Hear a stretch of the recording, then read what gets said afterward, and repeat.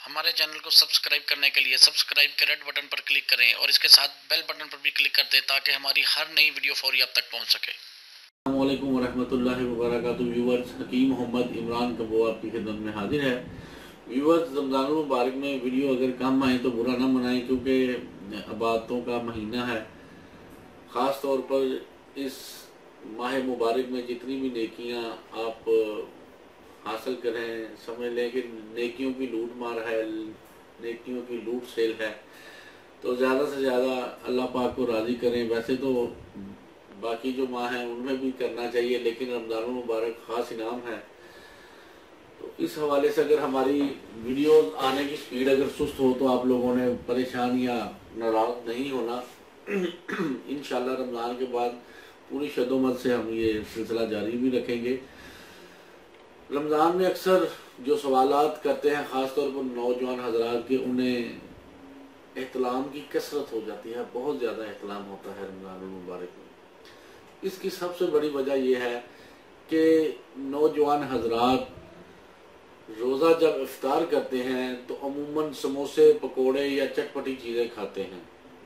तो व्यूवर्स, आजकल जो मौसम चल रहा है, इस मौसम में समोसे, पकोड़े या चटपटी चीज़ें खाने से इंसान को बेशुमार ऐसी प्रॉब्लम्स आ जाती हैं जो आपकी सेहत के लिए नुकसानदेह होती हैं।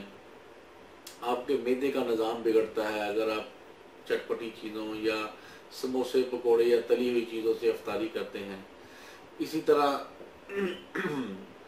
के बाज़ हमारे नौजवान हजरात इफ्तारी के वक़्त थोड़ा बहुत खाते हैं, लेकिन लेट नाइट जाकर पराठे खा लिए, मुख्तलिफ किस्म के चटपटे पकवान लगे होते हैं होटलों में, तो वो खाते हैं, जिससे इनके मैदे का निज़ाम बिगड़ता है। और मैदे की रतूबात जो हैं जब हज़म होती हैं वो खून में शामिल होती हैं तो गर्म होती हैं, और उसी वजह से खून में गर्मी का जो है हिद्दत बढ़ जाती है, और उसी वजह से एहतलाम का आर्जा आम हो जाता है।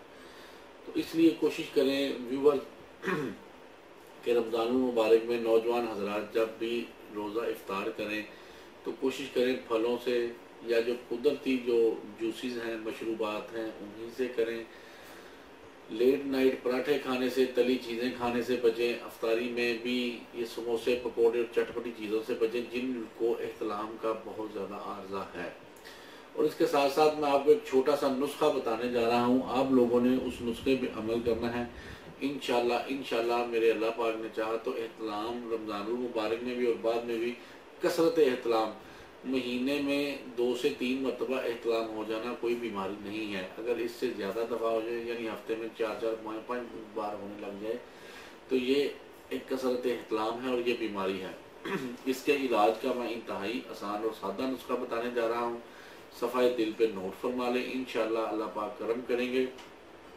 वो तोहफा क्या है? ये बर्तन में छोटे छोटे स्याह दाने हैं, ये सब्ज़ इलायची का दाना है।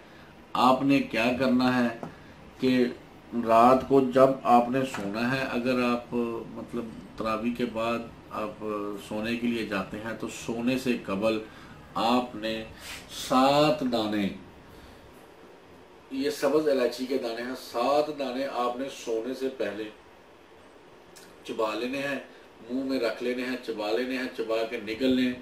पानी दिल करे पी लें, अगर नहीं दिल करे कोई मसला नहीं, बेहतर है कि आप पानी पी लें ताकि ये अच्छी तरह निकल जाए।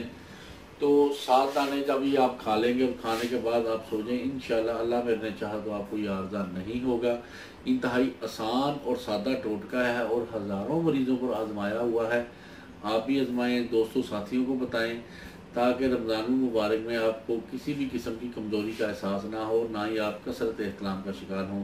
परहेज़ साथ लाजमी है, परहेज़ आप करेंगे तब ही कोई भी नुस्खा, चाहे आप सोना भी खाएं, तब ही फ़ायदा देता है। तो इसलिए व्यूअर्स, परहेज़ के साथ साथ ये छोटा सा टोटका आजमा लें। अल्लाह मेरे ने चाहा अल्लाह ताला आपको शिफा देगा और कसरत एहतलाम से जान छोड़ जाएगी। ये रमज़ान मुबारक का खासुल ख़ास तोहफ़ा है, खासुल ख़ास आपके लिए मैं बताया है। तो आपने इसको ज़्यादा से ज़्यादा शेयर करना है ताकि हमारे नौजवान हजरात रमज़ान मुबारक में पाक और साफ रह सकें और इबादतों का मज़ा लूट सकें। अल्लाह ताला आपको और आपके अहल खाना को हर किस्म की बीमारियों से महफूज रखे। आमीन। अस्सलामु अलैकुम।